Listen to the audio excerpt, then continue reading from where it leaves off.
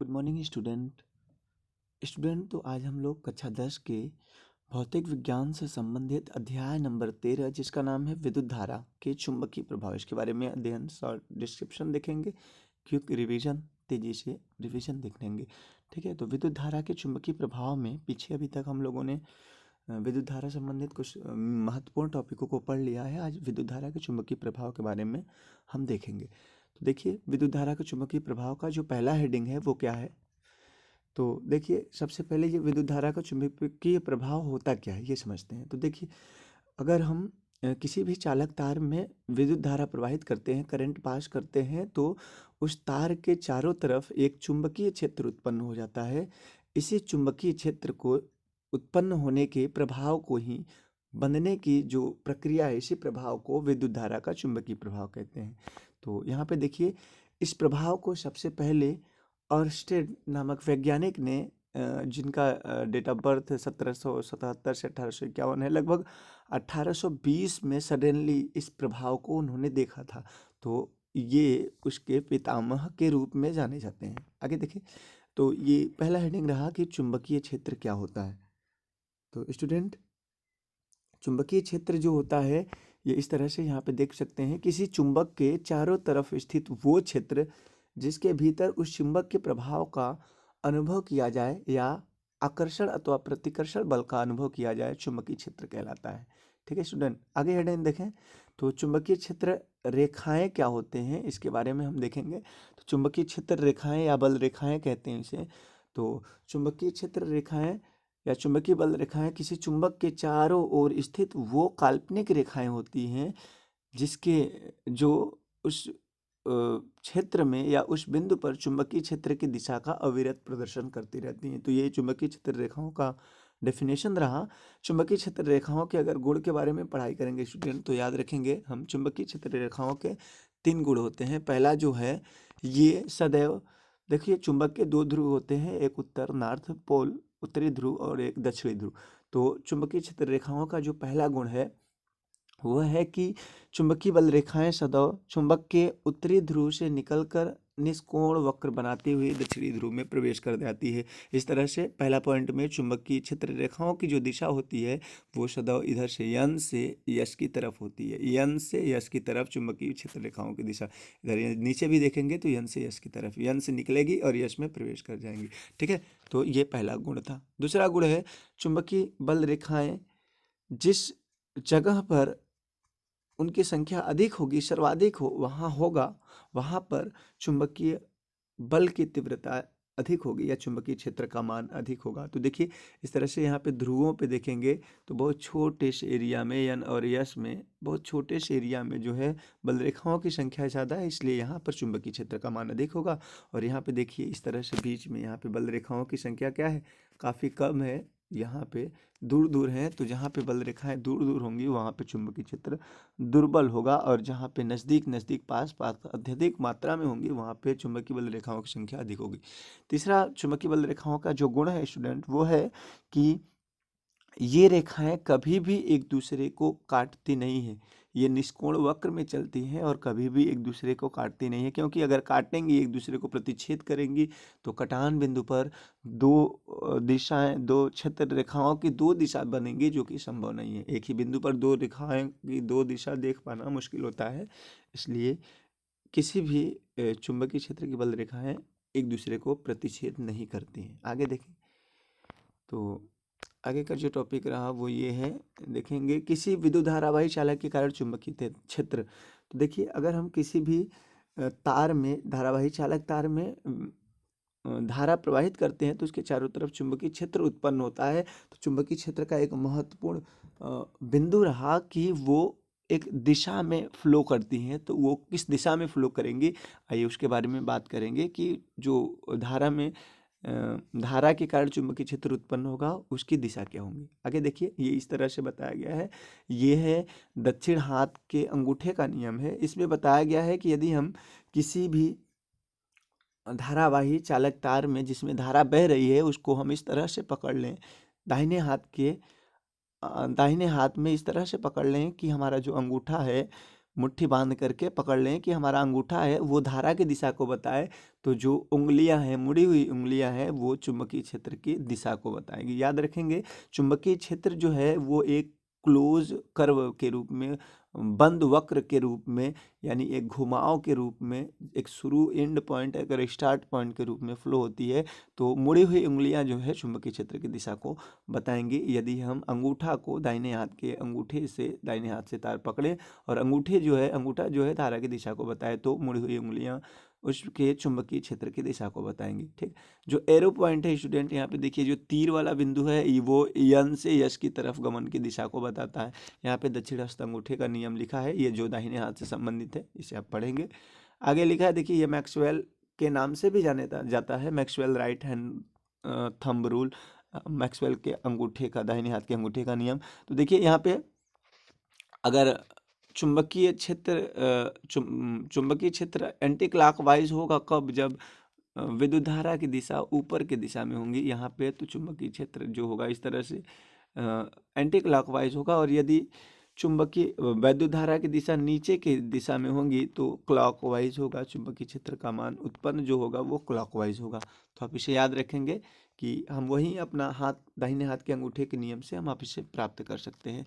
आगे रहा, देखें लिखा, ये अब क्या करता है, हम लोग कर रहे हैं कि ये एक तार को एक वृत्ताकार पास के रूप में, एक कुंडली के रूप में मोड़ लेते हैं। मोड़ने के बाद उसमें करंट पास करेंगे, तो जब धारा भेजेंगे तो उसमें किस तरह से चुंबकीय क्षेत्र उत्पन्न होगा।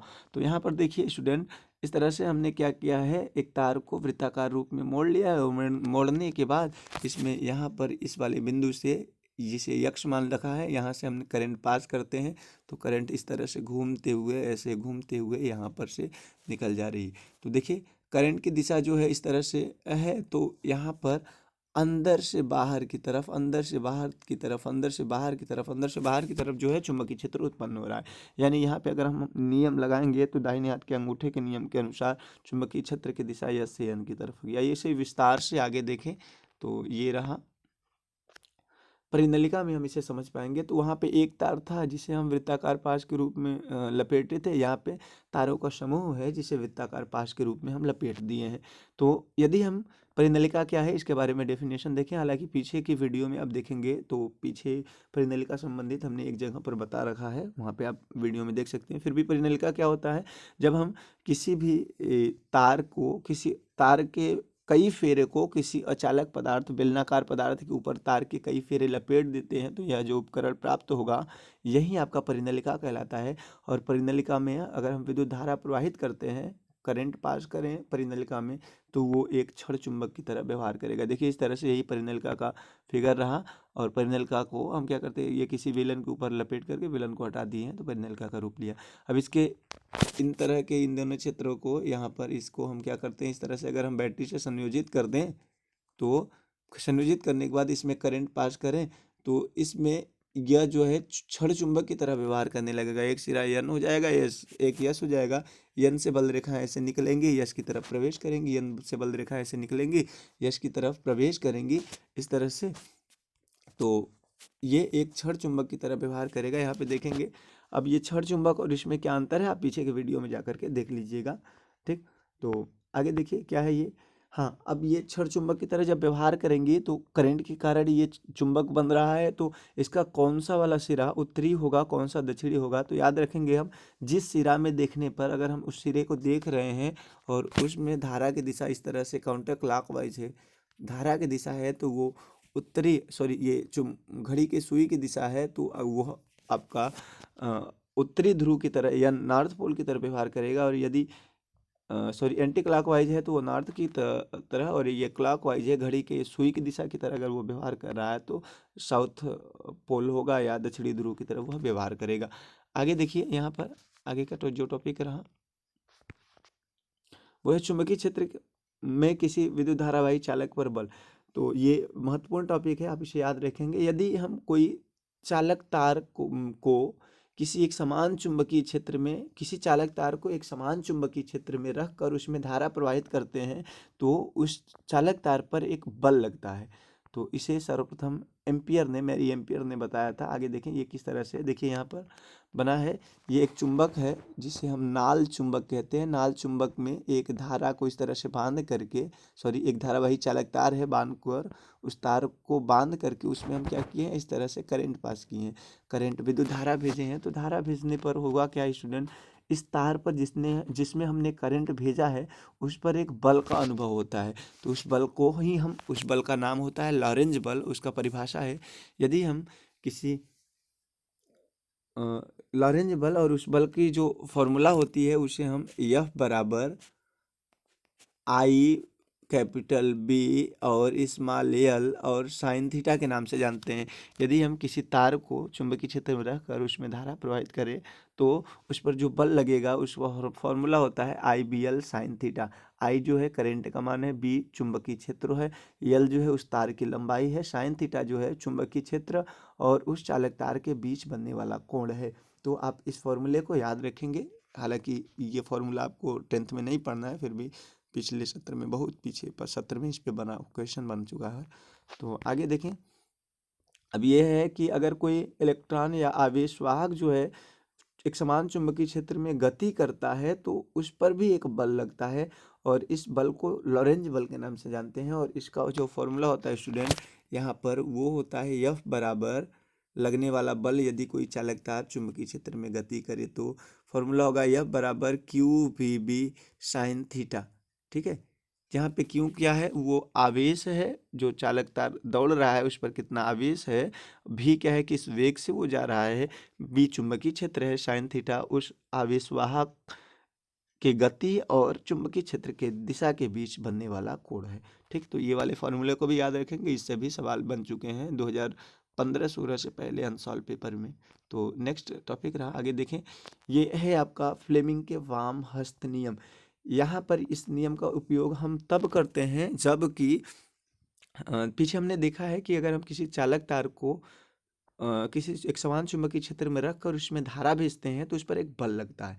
बल कितना लगेगा उसे बताने के लिए हमने पीछे पढ़ रखा है F बराबर आई बी एल साइन थीटा का फॉर्मूला लगाते हैं। लेकिन जो बल लगेगा उस बल की दिशा क्या होगी, उस बल की दिशा बताने के लिए ये फ्लेमिंग के वाम हस्त रूल, फ्लेमिंग के बाएं हाथ के नियम का हम उपयोग करते हैं। यहाँ पर हम थोड़ा सा कलर चेंज कर लें। ठीक है, तो फ्लेमिंग के वाम हस्त नियम का प्रयोग करते हैं। वो जो चुंबकीय क्षेत्र पर के कारण उस तार पर बल लगेगा, उस बल की दिशा क्या होगी। तो देखिए फ्लेमिंग ने इस तरह का एक डिजाइन बना रखा है अपने हाथ का। तो इसमें उन्होंने बताया है क्या कि यदि हम अपने बायां हाथ है, तो यदि हम फ्लेमिंग के अनुसार यदि हम अपने बाएं हाथ की ये अंगूठा से ये दो सटी उंगलियां, अंगूठे से सटी दो उंगलियों को परस्पर इस प्रकार से संयोजित करें, एक इस प्रकार से व्यवस्थित करें कि ये अंगूठा इस उंगली के साथ 90 अंश का कोण बनाए और ये तर्जनी उंगली ये मध्यमिका उंगली के साथ यहाँ पर 90 अंश का कोण बनाए, यहाँ पे भी 90 अंश का कोण बनाए, यहाँ पे भी 90 अंश का कोण बनाए, तीनों एक दूसरे के लंबवत रहें।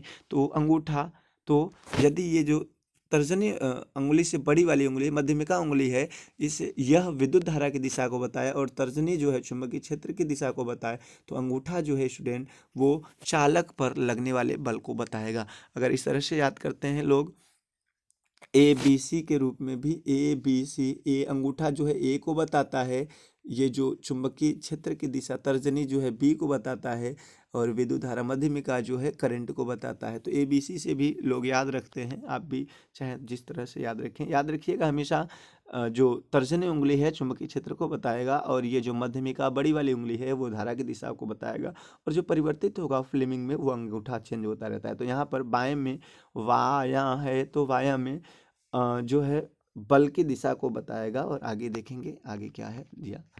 तो विद्युत मोटर के बारे में पढ़ाई करिए। तो देखिए विद्युत मोटर क्या है, यह एक इंस्ट्रूमेंट है, यह एक यंत्र है जो यांत्रिक वैद्युत ऊर्जा को यांत्रिक ऊर्जा में परिवर्तित करने का काम करता है।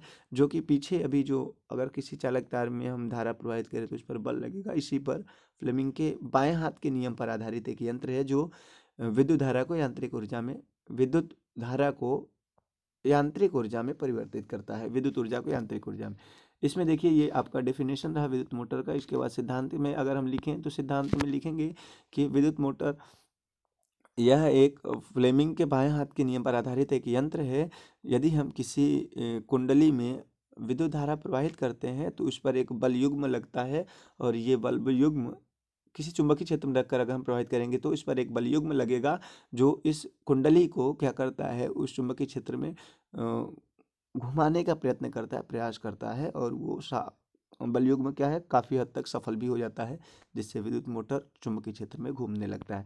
तो अगर हम उसकी संरचना की बात करें तो स्टूडेंट, तो विद्युत मोटर में 3 पोर्शन होते हैं। ये पहला है क्षेत्र चुंबक, एन और एस ध्रुवखंड क्षेत्र चुंबक होता है। दूसरा जो देखिए ये ए बी सी डी, ये ए बी सी डी जो है ये आर्मेचर कुंडली है। यह जो है तांबे के तार के कई फेरों से लपेट करके क्या होती है, बनाई जाती है स्टूडेंट। और तीसरा जो है ये विभक्त वलय, देखिए इस तरह से विभक्त है, यक्स वाई के पास में ये विभक्त वलय है, और उसके साथ साथ ये छोटा छोटा 2 ब्रूस लगे होते हैं। तो ये 3 पोर्शन होते हैं विद्युत मोटर के। आप इनसे संबंधित अलग से वीडियो बना दिया जाएगा, आप वहाँ पे देख लीजिएगा, ठीक है। तो क्रियाविधि लिखना होता है, ये किस तरह से काम करता है आप पढ़ लेंगे, या बाद में कभी वीडियो बना दिया जाएगा इसी संबंध में। तो आगे देखें, आगे का जो टॉपिक रहा वो क्या है, ये विद्युत चुम्बकीय प्रेरण। ये बड़ा ही महत्वपूर्ण टॉपिक रहा, बहुत ही महत्वपूर्ण है ये विद्युत चुम्बकीय प्रेरण। तो देखिए ये प्रेरण क्या है, अभी तक हम लोगों ने क्या किया है कि एक धारा किसी भी कुंडली ले लिया, और कुंडली ले करके और उसे चुंबकीय क्षेत्र में रख करके, रखने के बाद हमने उसमें धारा प्रवाहित किया तो एक बल उत्पन्न हुआ। तो यहाँ पर कुछ दिमाग में जो है वैज्ञानिकों हैं, वैज्ञानिक के दिमाग में कुछ बातें सूझी, और उन्होंने कहा कि यार करंट के कारण, करंट अगर हम किसी चुंबकीय क्षेत्र में तार को रख कर के करंट पास करते हैं तो उस पर बल लगता है। तो अगर हम किसी तार को चुंबकीय क्षेत्र में रख करके अगर हम बल लगाएं तो क्या उसमें धारा बहेगा? और इस तरह की खुराफात उनके दिमाग में बनी, और उसको सिद्ध करने के लिए वो उसके पीछे पड़ गए। और इसके पीछे पड़ने वाले जो महत्वपूर्ण साइंटिस्ट थे उनका नाम था माइकल फेराडे। फेराडे ने ये प्रयोग किया। उन्होंने क्या किया, यहाँ पे देखें, तो उन्होंने क्या किया, एक कुंडली लिया, आर्मेचर कुंडली लिया इस तरह से, जिसे हम क्या कर सकते हैं, परिनलिका कर सकते हैं। और इस परिनलिका को एक गैल्वेनोमीटर से, जो धारा बहने की सूचना को बताता है, उससे संबंधित करके एक चुंबक लिया, और इस चुंबक को इस कुंडली के आगे पीछे करने लगे। तो जब इस कुंडली के आगे पीछे इस चुंबक को करने लगे, तो जैसे ही इसके पास आ रहे थे, इसमें धारा का मान, धारा उत्पन्न हो रही थी, और जैसे ही ये दूर जा रहे थे धारा का मान कम हो रहा था। यानी जब पास आएंगे तो धारा का मान बढ़ रहा था, और दूर जाएंगे तो धारा का मान घटेगा। यानी इस चुंबक और कुंडली के बीच में आपेक्षिक गति किया करने के बाद, जब आपेक्षिक गति हो रही थी, गति करने पर इस गैल्वेनोमीटर में, धारामापी में धारा उत्पन्न हो रही थी, धारा की दिशा बताई जा रही थी। तो इसी घटना को उन्होंने विद्युत चुम्बकीय प्रेरण का नाम दिया है। ये विद्युत चुम्बकीय प्रेरण है क्या? अगर डेफिनेशन के बारे में हम समझें तो विद्युत चुम्बकीय प्रेरण क्या है, जब किसी चुंबक एवं कुंडली के बीच में आपेक्षिक गति होती है तो कुंडली में एक फ्लक्स परिवर्तन के कारण एक विद्युत वाहक बल उत्पन्न हो जाता है, और यही विद्युत वाहक बल अगर कुंडली बंद परिपथ में हो तो प्रेरित धारा की दिशा ले लेती है। तो इस तरह से कुंडली एवं चुंबक की आपेक्षिक गति के कारण विद्युत धारा उत्पन्न होने की जो घटना है, इसी को विद्युत चुंबकीय प्रेरण कहते हैं। इसे सर्वप्रथम फैराडे ने देखा था, और ये रहा फैराडे संबंधित महत्वपूर्ण प्रयोग।